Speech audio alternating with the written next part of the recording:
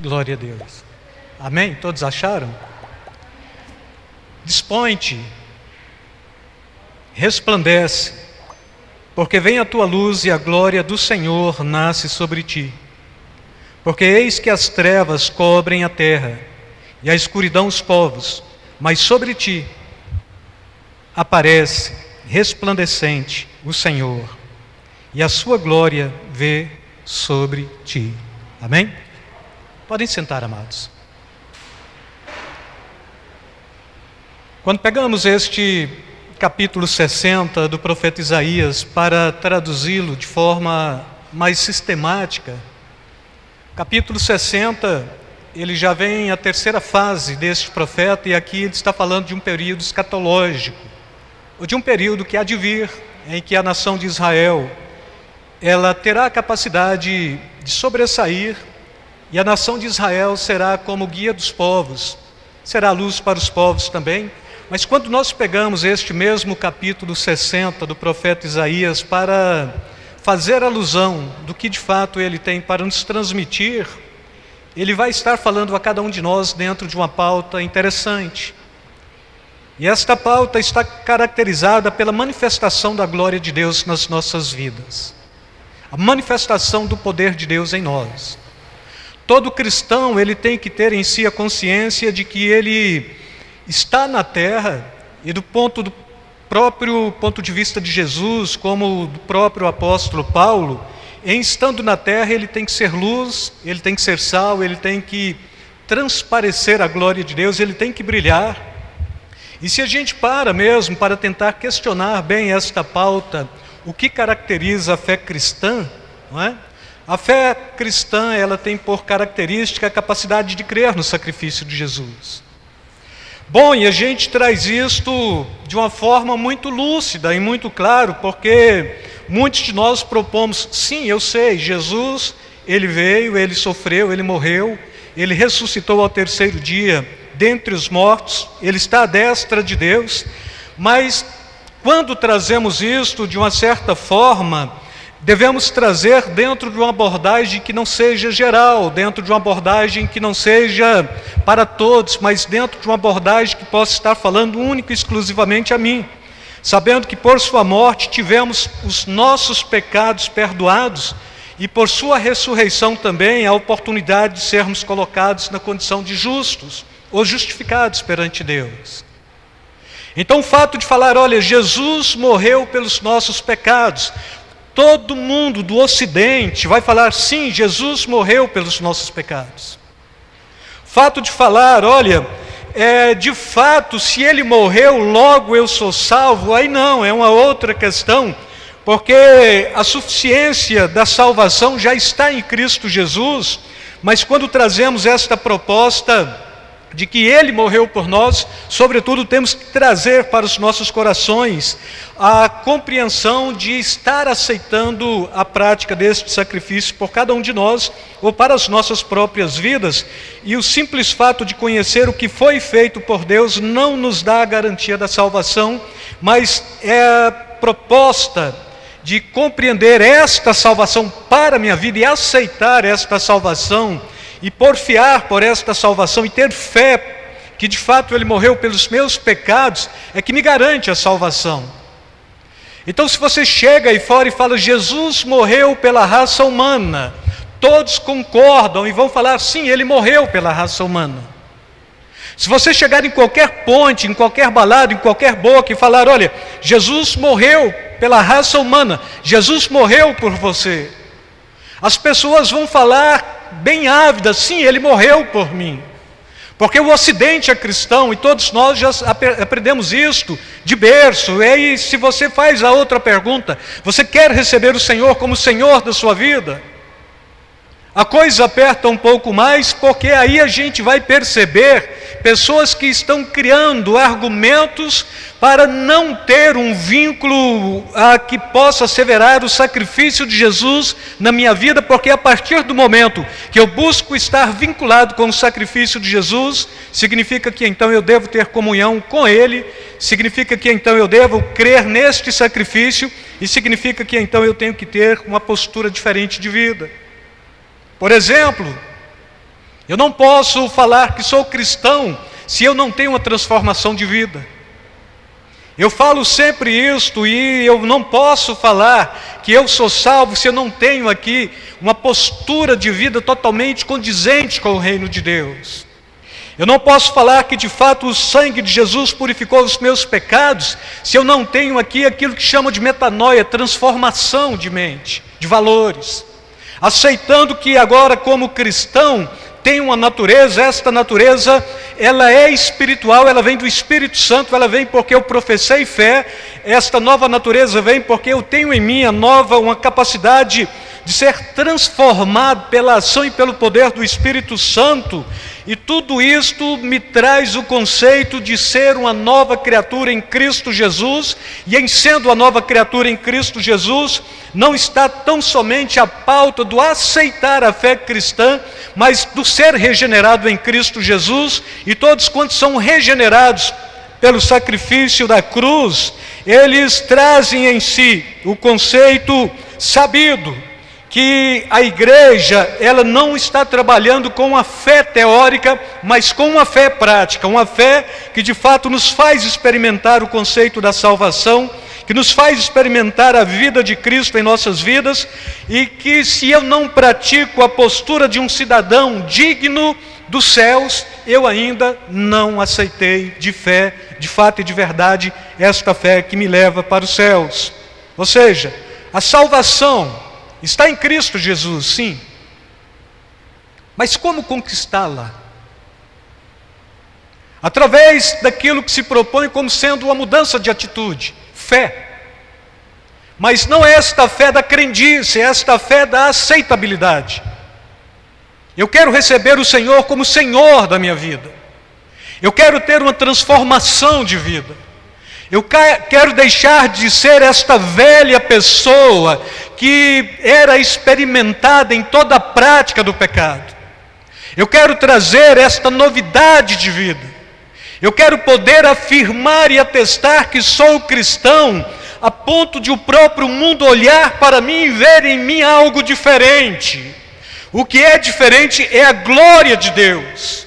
O que é diferente é a manifestação do poder de Deus na minha vida, no meu coração, que me fez uma nova criatura e que me traz uma abordagem totalmente diferente de vida. Eu não posso falar que sou cristão, sou ativo na igreja, sou dizimista fiel, tenho certeza da vida eterna em Cristo Jesus, se eu não trago em mim transformação de vida.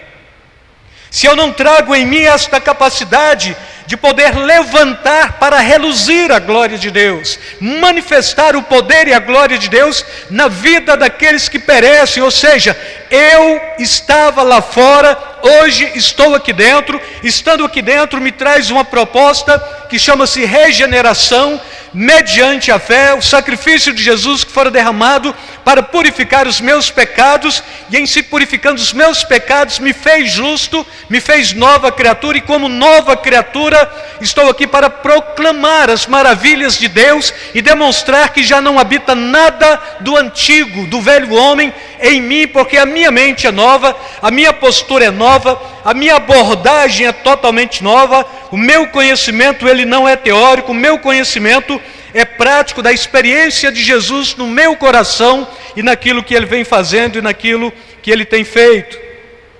Somente por aqueles que pela fé tiveram a possibilidade de crer em Jesus é que podemos de fato atestar com ousadia que de fato eles são salvos.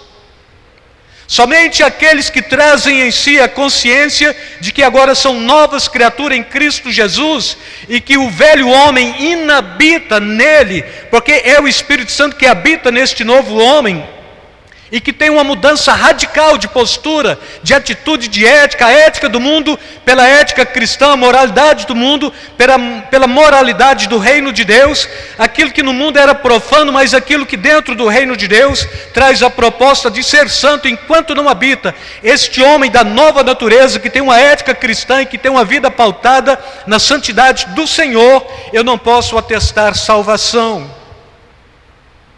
E muitos de nós nos enganamos. e achamos que já está garantido, porque eu tenho um vínculo com a igreja, eu tenho um vínculo com o credo da igreja, eu tenho um vínculo com o rótulo denominacional. Isto não atesta a salvação de ninguém, senão que você pertence a um grupo seleto, talvez, de pessoas que abraçaram a possibilidade da religião e atesta a salvação meramente pela religião. Aqui não se trata de religião, mas trata-se do Evangelho que traz mudança de vida. Trata-se do Evangelho que me traz a capacidade não só de viver boas novas, mas de pregar boas novas, de anunciar, de reluzir, de brilhar, de poder mostrar para este mundo que ainda há esperança para aqueles que vierem a alcançar e abraçar o conceito desta fé. Não somente a capacidade de crer, mas a capacidade de, crendo, ter ousadia de submeter a realidade do sacrifício de Cristo Jesus para a vida eterna. Nós somos cristãos, sim, por quê? Porque temos por premissa a salvação, a vida eterna. Sim, mas Jesus morreu por você? Morreu. Você aceitou a fé cristã como sendo única e exclusivamente a fé que te salva? Sim, aceitei. Você teve transformação de vida? Não, ainda não. É complicado. Porque antes do Evangelho você tem uma natureza que é adâmica, é do pecado. O Evangelho praticamente, ele é um resgatar do homem que caiu em Adão na pessoa de Cristo Jesus para aquilo que de fato Deus criou no início. O homem perfeito, o homem da adoração, o homem do relacionamento, o homem do vínculo espiritual. O homem que deixa de olhar do ponto de vista da sua própria abordagem e passa a perceber a abordagem que é do Espírito Santo. O homem que te fez nova criatura. O que você é aquilo que deve atestar a glória de Deus. Se o que você está sendo não atesta a glória de Deus, você precisa ter um encontro genuíno com Jesus. Você precisa mudar a sua vida. Você tem de compreender que, olha, a fé cristã, supostamente ela pode caracterizar o cristão, mas se não tiver uma mudança de atitude deste cristão, pautada na ação e no poder do Espírito Santo, nada acontece. E nós brigamos por isto. E a gente quer trabalhar no reino, e a gente consegue fofocar e falar mal do outro para se auto-atestar dentro do reino. Mas aí pergunta, está fofocando? Sim. Está brigando? Sim. Está criando contenda? Sim. Mas isso não é do velho homem? Se sim, por que trazer a certeza de que eu vou para os céus, onde não habitará nenhum tipo de inimizade, nenhum tipo de contenda, nenhum tipo de porfia, onde a carne também não entra? Postura cristã. O cristão, ele tem que reluzir, ele tem que mostrar que de fato ele foi regenerado. Ele não tem que falar, ele tem que ser. Ele não tem que atestar, ele tem que mostrar em si mesmo que a sua postura de vida é totalmente diferente, e aquilo que ele era ficou, aquilo que ele era foi sepultado, aquilo que ele era já não existe mais, porque agora, se alguém está em Cristo, é nova criatura, as coisas velhas já passaram, eis que tudo se fez novo. Então o homem da contenda, o homem do fuxico, o homem da fofoca, da mentira, da trapaça, este não existe mais. E se existe ou se começa a querer brotar, cabe a cada um de nós sufocar este homem, esta mulher, sufocar, mas de que forma? Subjugar o seu corpo na adoração e se dispor pela ação e pelo poder do Espírito Santo na sua vida e no seu coração. Mudança de atitude, mudança de vida. Isto acontece mediante o sacrifício da cruz. O Deus que se fez homem para pegar o homem na condição de homem caído e fazê-los filhos de Deus. Então, se somos filhos de Deus, não mais criaturas, temos que ter a atitude daqueles que vão morar no céu, daqueles que têm por garantia a vida eterna em Cristo Jesus. Amém? Amém, amados? Capacidade de crer para a transformação ou a capacidade unicamente teórica de crer no sacrifício de Jesus? Teoria não te leva para o céu. Você tem que crer, você tem que ter uma experiência de vida. Você tem que se dobrar, você tem que se curvar, você tem que buscar a presença de Deus, você tem que subjugar a sua carne, você tem que deixar o Espírito Santo dominar a sua vida. E isso acontece de que forma? Você tem a palavra da verdade, a palavra de revelação, mas você tem a ação do Espírito Santo na sua vida. É simples. Se você pegar esta palavra da verdade, e se você pegar este espírito de vida, então você não tem como não dar certo como servo, como cristão que busca de fato a garantia da vida eterna em Cristo Jesus. A palavra de Deus me esclarece, o Espírito Santo me unge, me capacita, e a minha mente é transformada pelo sacrifício da cruz que for efetuada, para que eu possa de fato ter esta postura, cidadão dos céus, vida eterna através de Cristo Jesus. Nada por mim, tudo por Deus. A fé que eu tenho não é minha, é fé que o Espírito Santo me deu. O que eu precisava de moral não foi meu, foi aquilo que Jesus fez na cruz. Então quem somos nós? Pessoas carentes da graça e da misericórdia do Senhor, mas que precisa compreender todos os dias, que Cristo morreu pelos meus pecados, e quando Ele ressuscitou, Ele me justificou para a vida eterna, e a minha vida de justiça, ela tem que ser pautada mediante a ação e o poder do Espírito Santo, ou mediante este Evangelho da paz, pregado todos os dias, todos os instantes, sabendo que é minha garantia de vida.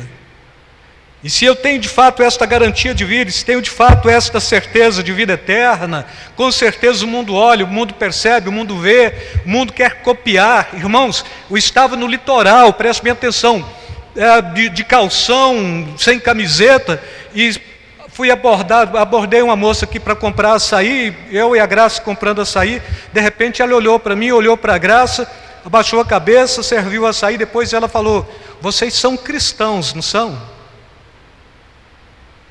Onde supostamente você não vê crente.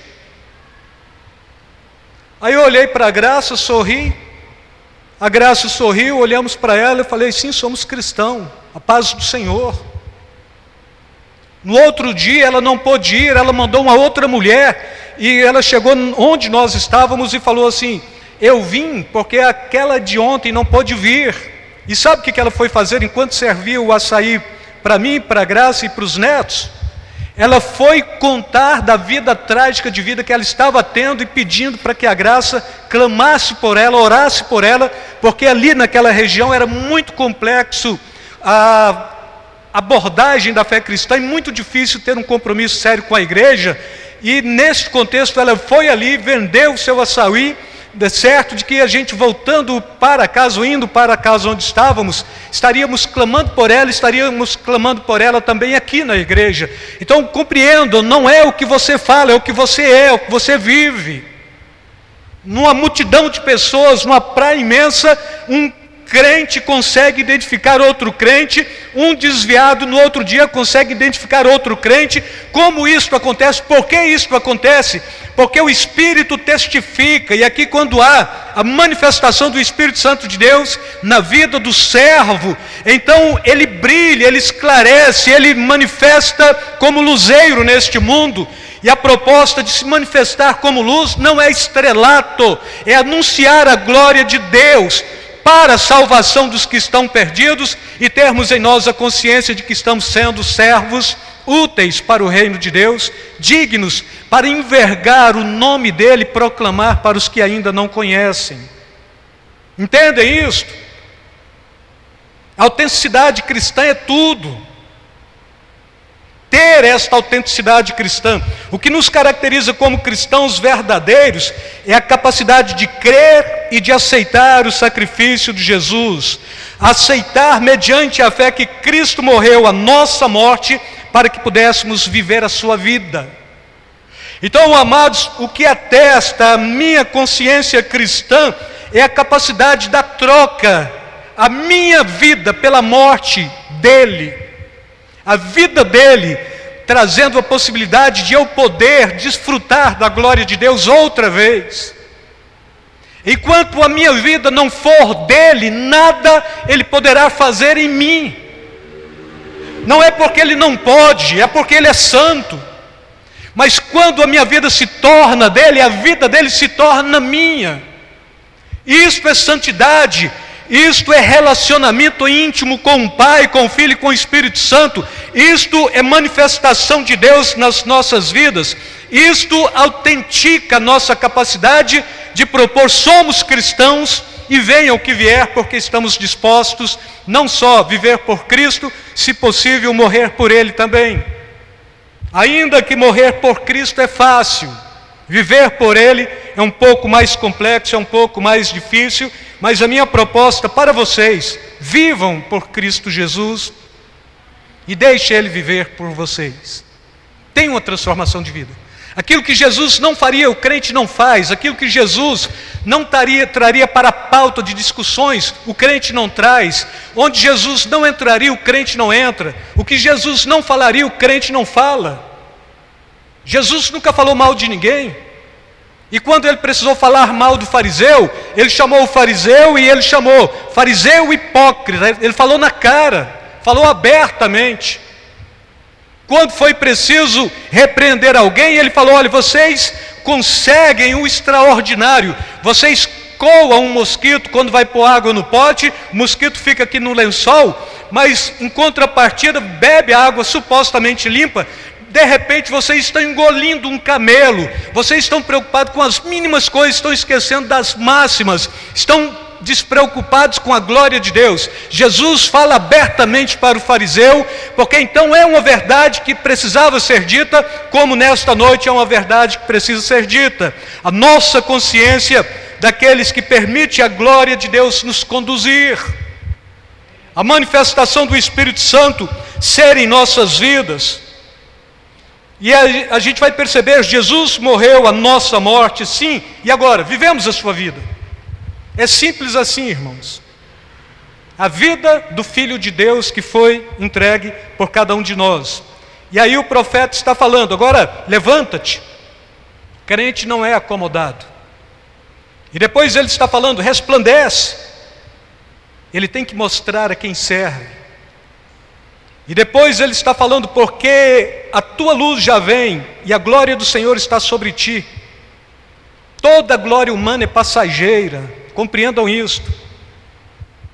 Mas a glória do Senhor é para a vida eterna. Então, se é de pensar na minha glória, ela vai passar logo. Deus, Ele não passa. Por isso a Bíblia diz que tudo passa, mas a palavra de Deus permanece para sempre. Toda a glória humana é passageira, a glória do Senhor ela permanece. Toda a glória do homem, do ponto de vista do apóstolo Pedro, é como a erva que murcha e cai. Simples assim. Acabou-se a glória, mas a glória do Senhor nasce no coração de um servo, de uma serva, e continua a brilhar. Quando você aceita a fé cristã, quando você faz profissão de fé, quando você aceita o sacrifício da cruz, esta glória, ela nasce no seu coração, o Espírito brilha.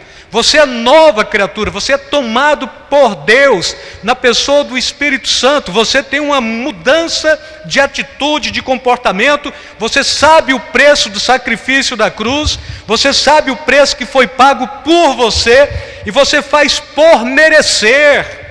A vida de santidade é aquilo que eu estou procurando fazer por merecer, ainda que eu não consiga, sobretudo a minha parte do ser de santo, porque eu, Senhor vosso Deus, sou santo, estou cumprindo cotidianamente, porque eu preciso entrar definitivamente para a glória de Deus, para o reino de Deus, para a vida eterna em Cristo Jesus. Começo aqui, termino lá, e que bom se não tiver variações de dúvidas.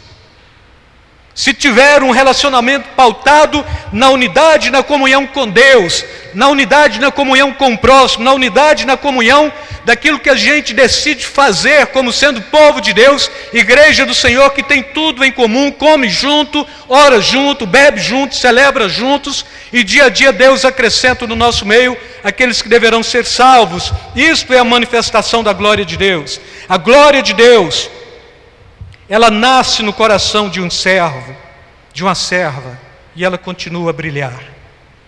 A glória do Senhor na vida de um servo faz brilhar sobre as trevas deste mundo caído e caótico. O mundo jaz no maligno. fala do próprio Jesus. A glória de Deus, ela brilha ainda na vida destes que tentam ofuscar a glória de Deus, porque a glória de Deus, ela habita na vida de um crente que não teme nada a não ser Deus e que não quer nada a não seja proclamar a glória de Deus para este mundo caído e trazer o máximo de pessoas possíveis para dentro, não da igreja, mas da glória de Deus. Então eu vou gerar alguém semelhante a Jesus, não a mim.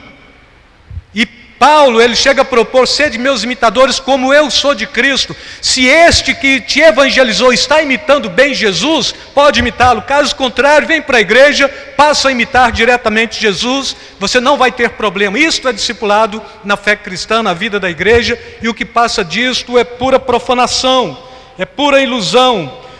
O Senhor que vive e habita na vida da igreja é para fazer a diferença na vida de cada um de nós, amados. Você tem que ser diferente, você tem que mostrar que é totalmente diferente em tudo, em relação ao mundo.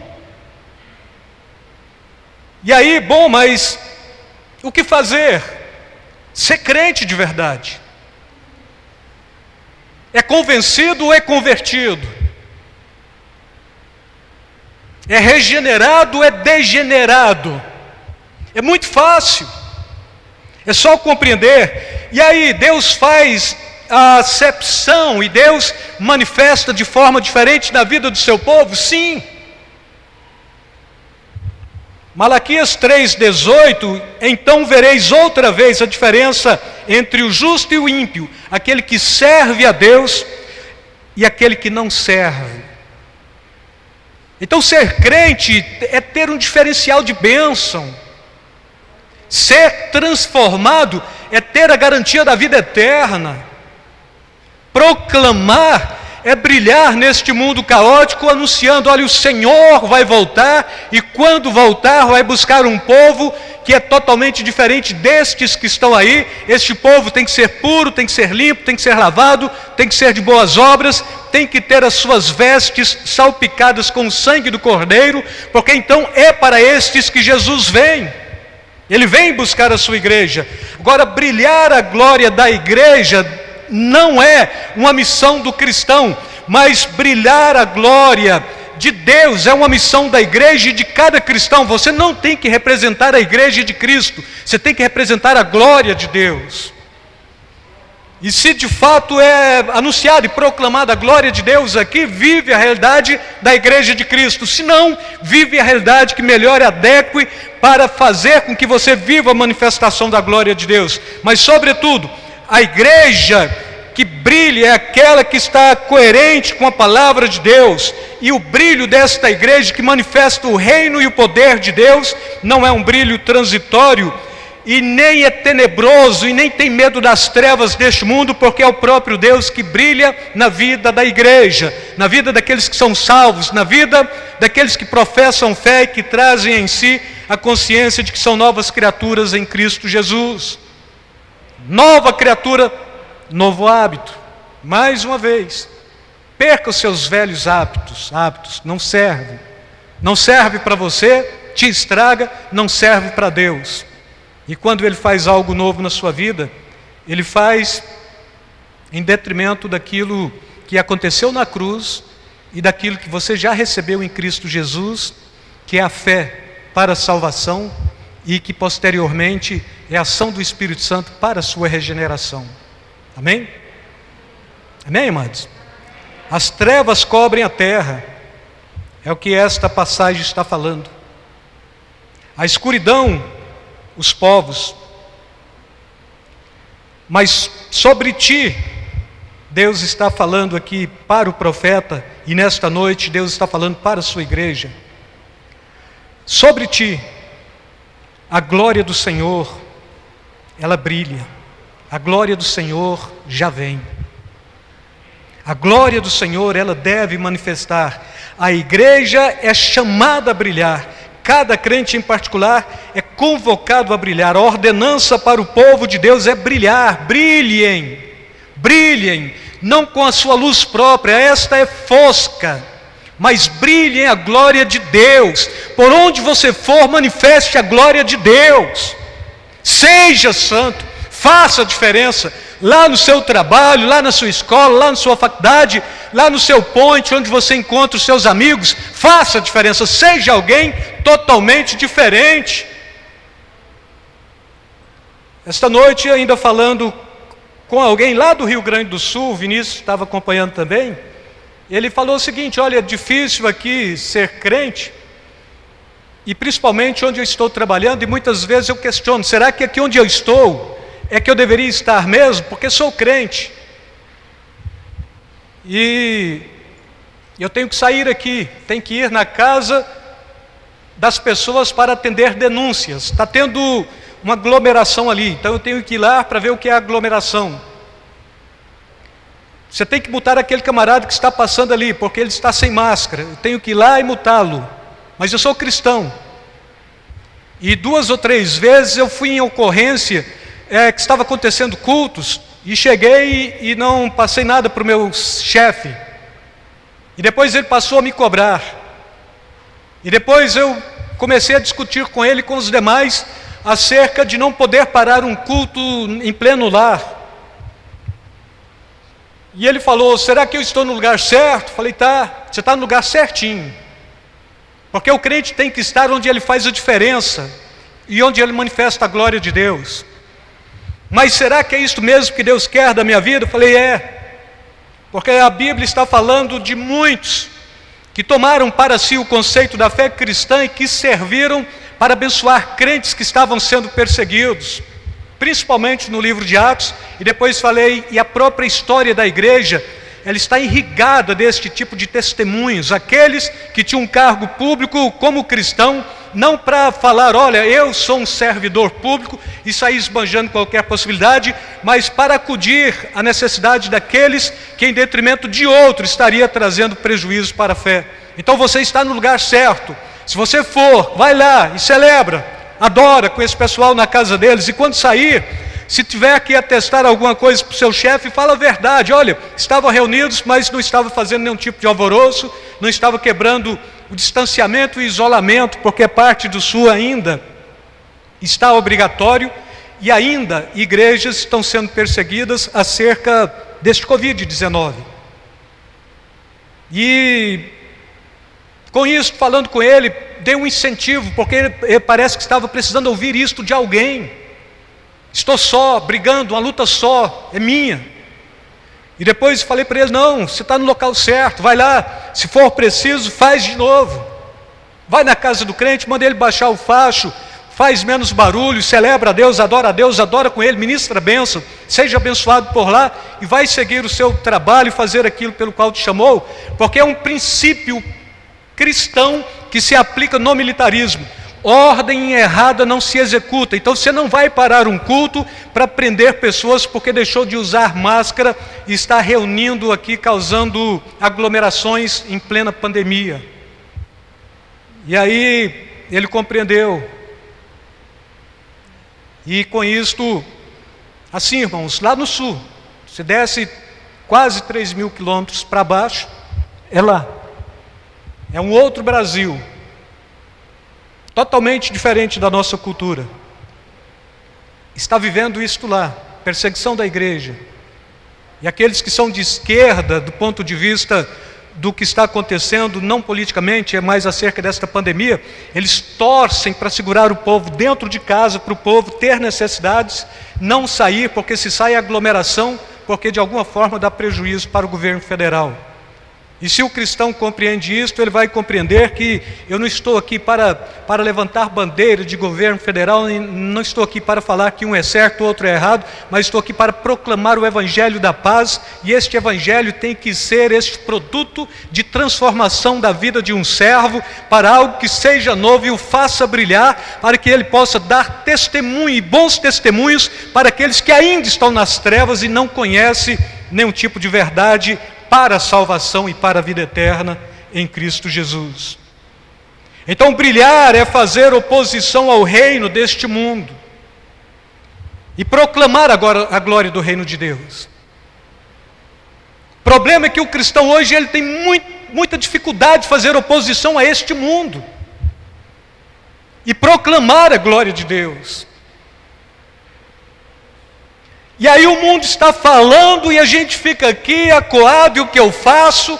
Porque se eu faço algo errado, então isso aí já está inferindo em condenação. Alguém pode dar parte, a polícia vem, a polícia leva, eu vou ser levado aí diante de autoridades para saber se o que eu estava falando é verdadeiro ou não. Um pastor pregando, ele falou contra o homossexualismo, de repente ele foi apanhado, isso é aqui também, tá? Levado para o Ministério Público para receber a pena daquele que estava ali para julgá-lo, e propôs: agora você tem que chegar na sua igreja, você tem que se retratar durante tantos cultos. Então, um bom dias de final de semana, então um final de semana aí de 2 meses, não sei bem ao certo, mas é fato isso, aconteceu. E aí ele tem que chegar e falar: olha, eu estava enganado acerca do conceito do homossexualismo. Ele abriu mão da verdade com medo de ir para a cadeia. Ele abriu mão de uma possibilidadezinha de conforto com medo de ser juridicamente enquadrado. Ainda estava falando: Graça, se isso acontece comigo, eu vou atestar. E vou atestar diante de um promotor de justiça, diante de um juiz, e vou atestar e falar: olha, se eu fugir desta realidade, tem uma lei de apostasia, eu caio dentro dela, e prevalece a palavra de Deus, e prevalece, caso queira também, o artigo 5º da Constituição, a minha liberdade de expressão e de culto religioso. Mas se isso não for o suficiente, que vá eu para uma grade, para de trás de uma grade, porque eu sei que ali eu estarei proclamando, e sei que isso vai alavancar a própria igreja para sair proclamando, e olha que vai alavancar outras pessoas que estão tímidas também para sair proclamando. Então o crente tem que compreender: se você foi chamado para brilhar, você tem que brilhar. Onde? Aqui, talvez, lá fora, sim, o tempo todo, dando testemunho da fé cristã o tempo todo, sendo diferente o tempo todo. Negociando com Satanás? Não, porque o inimigo da sua alma, ele quer te tragar, ele quer te envolver, ele quer te seduzir, e depois ele quer destruir a sua vida. Por isso a Bíblia diz: ele vem para matar, roubar e destruir. Então você não barganha com ninguém. Bom, mas e se eu não for promovido no meu cargo? Você tem que compreender é que você está aqui em detrimento da compreensão de vida eterna em Cristo Jesus. Cargo é o de menos. Ateste a sua fé, faça prevalecer a sua fé. Não deixe que ninguém tente profanar a sua fé. Brilhe, faça oposição ao reino das trevas, proclame o reino de Deus. Brilhar é consequência da vida de um santo. Brilhar é consequência da vida de alguém que é purificado. Brilhar é consequência na vida daquele que foi resgatado por Jesus. Então você tem de compreender: olha, fui resgatado, fui redimido, fui regenerado, sou santo, fui justificado, tenho em mim a garantia de vida eterna. O que fazer? O que fazer? Eu vou proclamar para dentro da igreja, para fora da igreja, para o mundo, que de fato Cristo vive, Cristo fez algo de esplêndido na minha própria vida, e se Ele fez, Ele pode fazer na vida de qualquer um, daquele que está no mais vil pecado, aquele que está ali passando, quase beirando ao inferno mesmo para ser apanhado. Você pode ir lá, você pode resgatá-lo, você pode anunciar a mensagem de salvação, você pode brilhar, e é assim que tem que ser a sua vida. E mais uma vez, se alguém está em Cristo, é nova criatura. As coisas velhas já passaram, tudo se fez novo. E o meu convite a todos vocês nesta noite é para que vocês brilhem. Mas não brilhem o brilho próprio de vocês, não funciona. Brilhem a glória de Deus. E meu desafio nesta noite também é que vocês comecem a brilhar a partir de agora, daqui, deste momento. Amém? Eu fechar esta mensagem para a gente começar a brilhar. E a conclusão, os imperativos de Deus são: levanta-te e resplandece. A promessa de Deus é: porque vem a tua luz, a luz de Deus, e a tua glória, a glória de Deus, nascendo sobre ti. Sem disposição, o cristão não se coloca de pé. ou ele não toma atitude. Não estando de pé, a glória do Senhor não vem. Se a glória do Senhor não vem, não tem como esta glória nascer sobre ti, sobre você. Não tem a glória de Deus nascendo dentro da possibilidade daquele que não tem disposição para nada. Esta glória tem que brilhar em nós, mesmo dentro da igreja. Ainda muitos crentes continuam em trevas. A mensagem é para que você brilhe a glória de Deus. Qual é a sua dimensão nesta noite diante do Senhor? Você pode levantar, você pode deixar resplandecer e brilhar diante do Senhor? Propor, olha, eu quero mudar de postura, de atitude, quero mudar de hábitos, porque eu sou cristão, quero fazer a diferença, começando no meu lar e terminando onde Deus quiser, mas fazendo a diferença, brilhando, porque a glória de Deus, se ela não acontece por nós, ela acontece por outros, e nós somos furtados de poder estar sendo abençoado, ministrando a glória do Senhor para aqueles que ainda não conhecem. Amém? Fala, povo de Deus! Já estão disponíveis as nossas xícaras personalizadas. Os que se interessarem, deixem um eu quero nos comentários no vídeo abaixo que logo a gente entra em contato.